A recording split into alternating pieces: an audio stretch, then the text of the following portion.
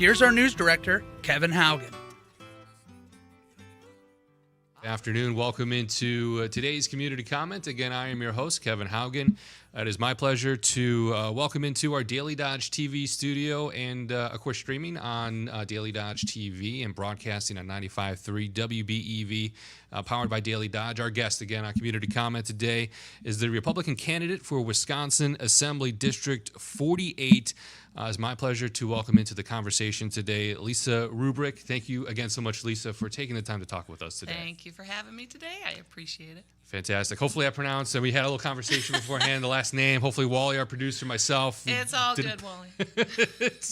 Give a thumbs up. Hopefully we did okay and didn't butcher the name. So hopefully that... it's more how you spell it so they can put it on the ballot correctly. That's an important one. We'll dive in here in a moment to talk about a lot of the things you're campaigning on, things that are important to you in this race, and why you are running for Wisconsin Assembly District 48. We'll get to that in just a couple of moments here, but I want to also highlight, too, the Democratic candidate for Wisconsin Assembly District 48, Andrew Heisel. He will be joining us on Community Comment on October 21st at 1 p.m. Again, that's on October 21st at 1 p.m., the Democratic candidate for Wisconsin Assembly District 48. And as a programming note, we are going to postpone posting audio and video of our interview today with Lisa Rubrich until after both candidates join our program, and then we'll post both of those on our website online that people can go back and watch ahead of the November 5th election here in Wisconsin. But I want to now head over to our guest again here, Lisa Rubrich, here on our community comment, and really hand off the mic to our guest here and give her a couple of moments to let our listeners and viewers fill them in on who you are and just kind of your background, your hobbies, your work, interests, service organization affiliations, and then we'll dive a little bit into kind of why you're running for Wisconsin Assembly. But Lisa, I'll turn the mic over to you. Who is Lisa Rubrich? Well, I've lived in Sun Prairie area, town of Burke, for 21 years. I was born in Wisconsin, hopped the border a few times. I've worked in healthcare for 35 years and serving people with disabilities. And I also have a master's degree in microbiology. I like gardening. I love Sun Prairie. I've raised 3 beautiful girls all the way up through Sun Prairie schools. All 3 have been successfully launched. They're not living at home, so I consider that a pat on the back. I've been married for 35 years to my husband, Michael, and the reason I'm also supervisor for the town of Burke, second term. So one of the big reasons I'm running is because whenever you go to the ballot, that whole Republican side is normally blank. And I was just getting so tired of not having a choice on the Republican side. So, I'd vote for the Democrat because, yes, they put in the effort to run for the election, and so they should be rewarded. But I just felt that there needed to be an alternative in there. Yeah, and I know one thing that something that you had mentioned before is that politics is not something that you necessarily had envisioned going into, at least into this extent. Oh, heck no. So I know you had said that you're a supervisor on the town of Burke town board. So it's more of a civic response. I wouldn't say necessarily politics locally like that is such a big connection between both of those. But stepping up to an assembly seat, that's a little bit bigger of a step. You had mentioned that you wanted to have that Republican representation in that Sun Prairie area, and what was where you had lived was District 46. Now in the recent redistricting is now District 48. That map got a bit more extended. It used to be the Sun Prairie Madison area. Now it stretches up to where we are in Dodge County, the bottom west portion, I want to say, towards Columbus. That part of the map here. But how are you reconciling making that leap to wanting that representation being an option on the ballot come November versus maybe not your disdain, but just your lack of politics in general, and how do those two fit with coming to here and putting your name forward to being on the Wisconsin Assembly ballot district here in November?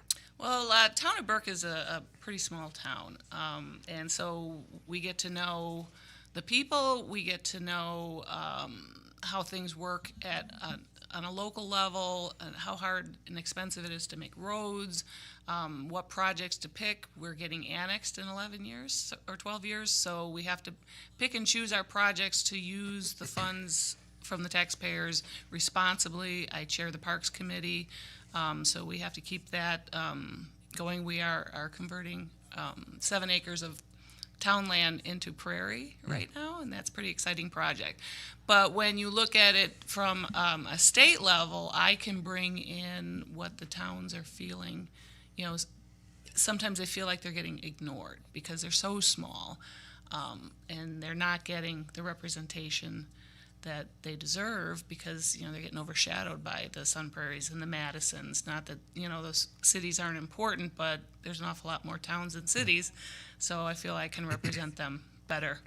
Right, fantastic. Again, we're joined with Lisa Rubrich, the Republican candidate for Wisconsin Assembly District 48. The Democratic candidate will be joining us on Community Comment on October 21st. I also want to highlight, before we dive deep into Lisa's platform that she's running on here today, in our second segment of Community Comment this afternoon, we'll be joined with the Beaver Dam mayoral candidate. Bobby Mark will be with us here on Community Comment, so stick around for that conversation as well. But turning back here to our guest on this segment of Community Comment, Lisa, there's a couple of key topics that you're really focusing in on in this campaign to be elected to Wisconsin Assembly District 48.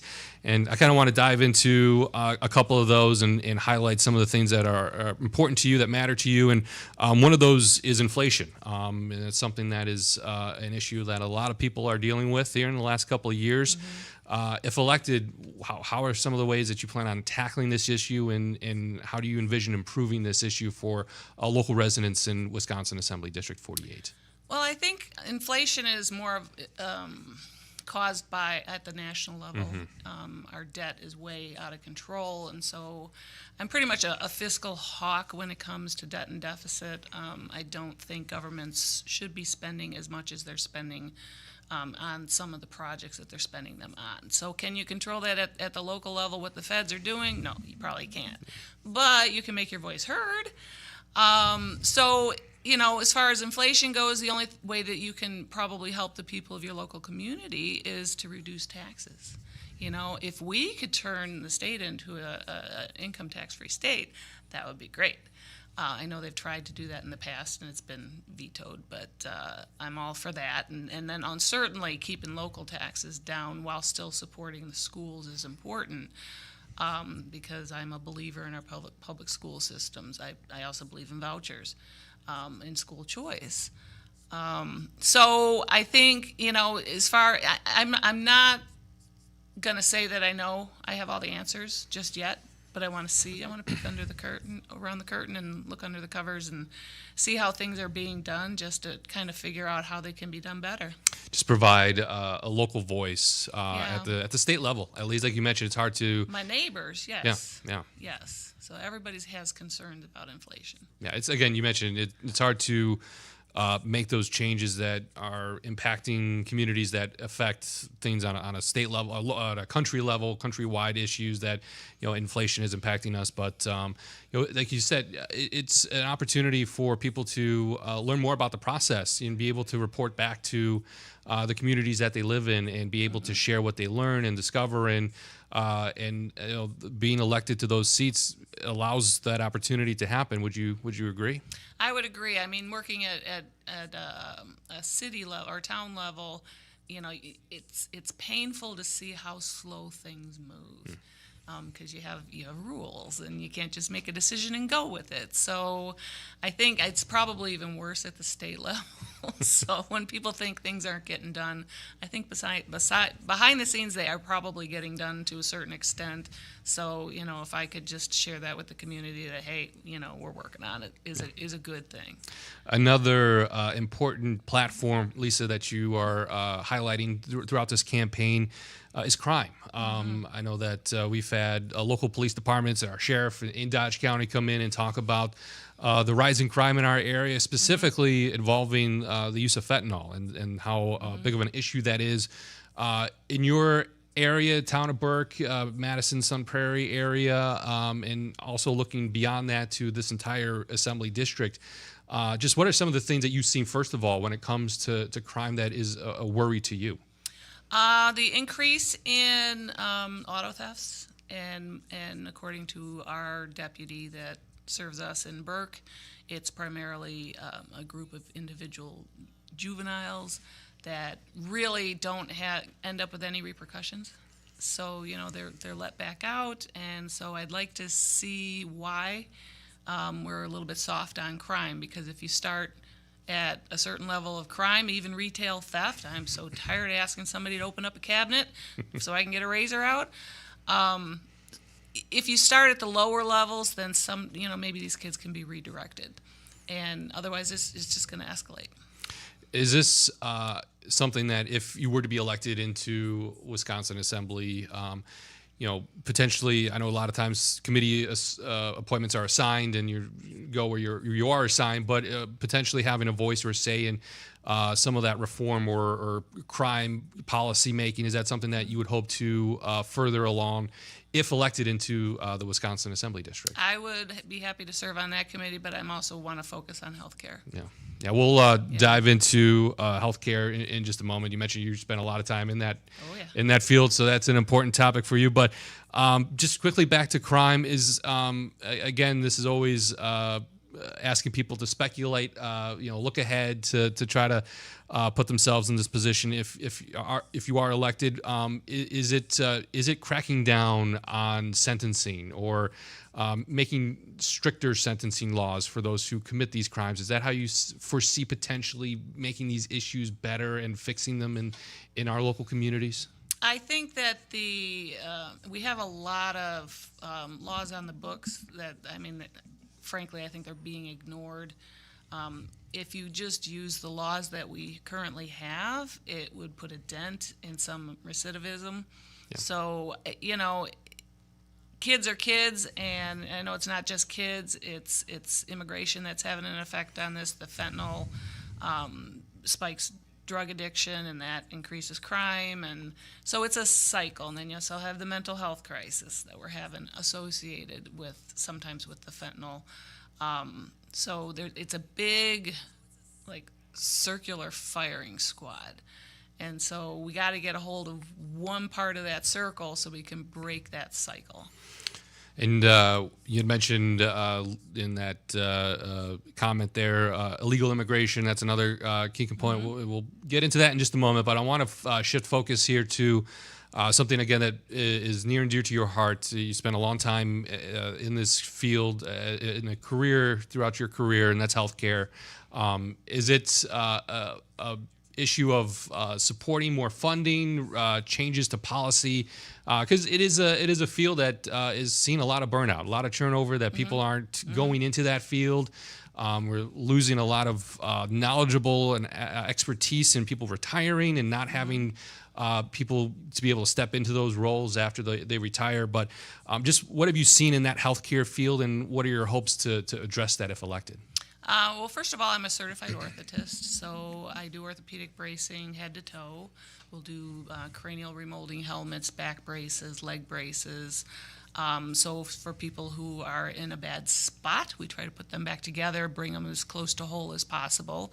The problems that we are having, and I'm old enough to remember paper charts, when insurance regulation was not quite as onerous. The paperwork that we have to fill out right now just takes so much more time than patient care right now, and it's just, I don't think it's right. And then reimbursements decreasing.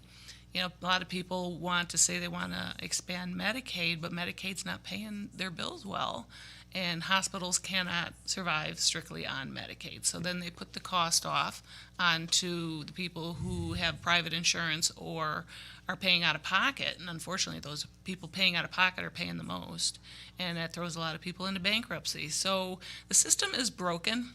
I don't know how to fix it.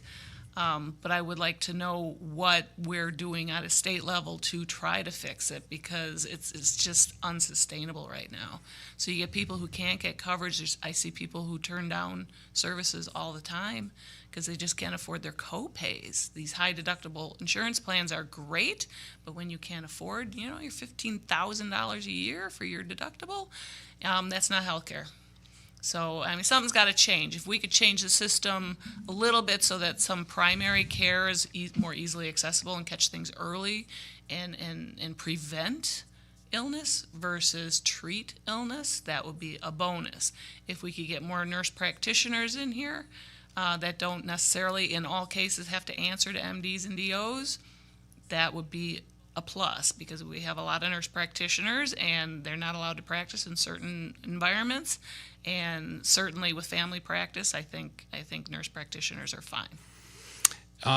Maybe this is something that already exists in some capacity, but could you also, in terms of expanding and growing healthcare and getting more people in the field, do you envision programs in place to help waive student debt for people who go into that field, or help with grants or awarding for certain financial benefits for those who go into that? Is that something that you foresee being a possibility to help bolster the ranks in healthcare, to increase the amount of people in that field, to make them want to join healthcare and make that a possibility for their career?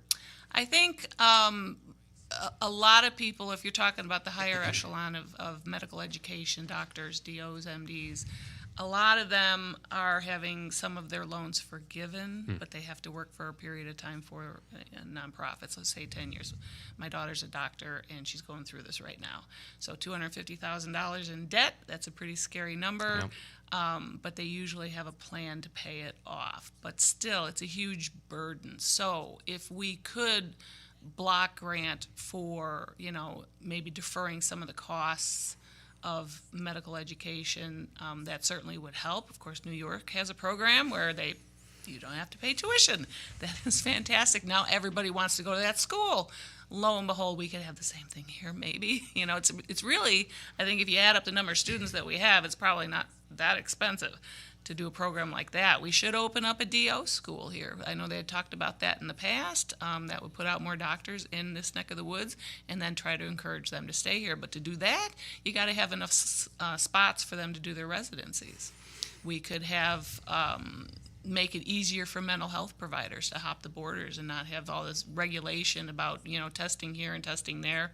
If you could just have one big broad test where everybody can hop whatever border they want and move wherever they want, you'll have more mental health providers in the state. So there's a lot, I think, that we can do to make it easier and more desirable for people to come to Wisconsin. And we're chatting with Lisa Rubrich, the Republican candidate for Wisconsin Assembly District 48, here on Community Comment. A little bit ago, you had mentioned illegal immigration, sort of being a tie-in to the increase in fentanyl in our area. Not necessarily something that we see a lot of local politicians in the state assembly anyways having a lot of impact on. That's a lot more to do with the state, the country level law that is impacted in Washington, D.C. versus here in the state of Wisconsin. But if elected, what's your hopes or plans to dive into that issue that you're highlighting and try to see what you can do to improve that situation? Well, I'm curious about how so many thousands of people were dumped into the city of Whitewater overnight for them to handle. And I mean, it's a small town. If all those illegal immigrants are taking up apartments, where are the students going to live? It's a college town. That's going to raise the cost of rent. All those people need health care. They're coming to Mercy Hospital probably. Maybe St. Mary's. So that puts a burden on those health systems. So I think there's, they're taking, the lower wage jobs. And so that impacts a lot of people, people who work in the lower wage industries. And so I think I want to know how that happened. I'm sure Whitewater is not the only town that it happened to. Schools are impacted. You have all these mostly Spanish-speaking students are being educated in the school. Well, what happens to the local residents when they have to pause their education because half the class doesn't understand English? So it impacts us, and when they dump them there overnight, they had no way to prepare for that. So it's really not fair. And so I think, illegal immigration was caused by this administration, and I believe it was done on purpose. And I would like to try to get a better handle on how we prevent this from happening again to other small towns. Again, we're joined with Lisa Rubrich here on Community Comment. Another important platform that you're running on is education and funding our school system here in Wisconsin. On your campaign website, you mentioned better spending of school dollars to achieve better academic performance. What are some of the key areas that you see and how funding for education could be spent to help improve educating our youth in the state of Wisconsin? Well, my kids went to some prairie schools, and they got a great education there. I understand some kids probably, the testing were probably, were above average, but not a whole lot above average. But the ability to get an education there is there if the student wants to take it. My kids took advantage of that. They had no choice. And so they got out, and they all have good careers right now. I think the teachers in Sun Prairie are great, but I also think that we need to get back to focusing on the basics: reading, writing, arithmetic, science, civics, so that our students aren't burdened with all this extra stuff that they're trying to shove down their throats, to put it politely. So, they need to go to school, and they need to learn things that will get them prepared to enter, adulthood. And once they're there, then, they can choose whether to go to school or trade school. I think we could start the trade schools in the high school and go back to shop class, go back to the things that we are missing. I've talked to some builders when I'm knocking on doors, and for every, electrician that graduates, 4 retire. So we need more. So we need to support that early. I'm all for throwing more dollars at community schools, the community college type schools, than at university schools, because I think that if you start most of the kids at community college, it costs less. It's less scary. It's probably less fun.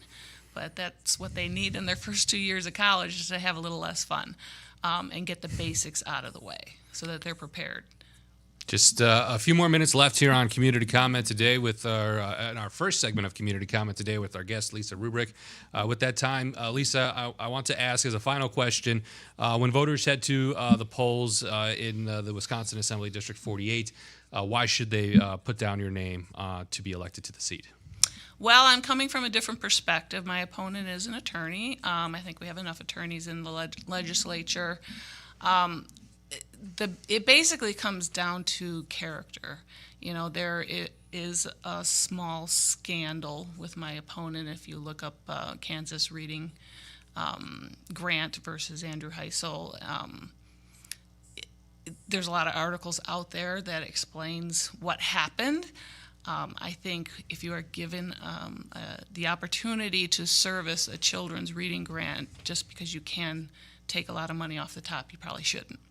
The fact that he's lied about me in previous interviews just tells me that his character is slightly flawed. So I'm an honest person. I'm here for everybody. I don't just represent Republicans. I represent everybody. I'm right down the middle of the road. I joined the Republican Party as an independent, and I just promise you that I'm not going to vote strictly on party lines. And with that, I want to thank our guest here on our first segment of Community Comment. Again, with us is the Republican candidate, Lisa Rubrich, for Wisconsin Assembly District 48. Again, as a programming note, the Democratic candidate for the Assembly seat, Andrew Heisel, will be joining us on Community Comment on October 21st at 1 p.m. But one more time, I want to thank Lisa Rubrich. Again, thank you so much for coming in and chatting with us on Community Comment. Thank you for having me. I appreciate it. And again, to note, on our second segment of Community Comment, we'll be joined with Beaver Dam mayoral candidate Bobby Mark, talking about all the important facts and details in that race and why she's running for Beaver Dam mayor. Again, you're listening to a Community Comment. More Community Comment is coming up next.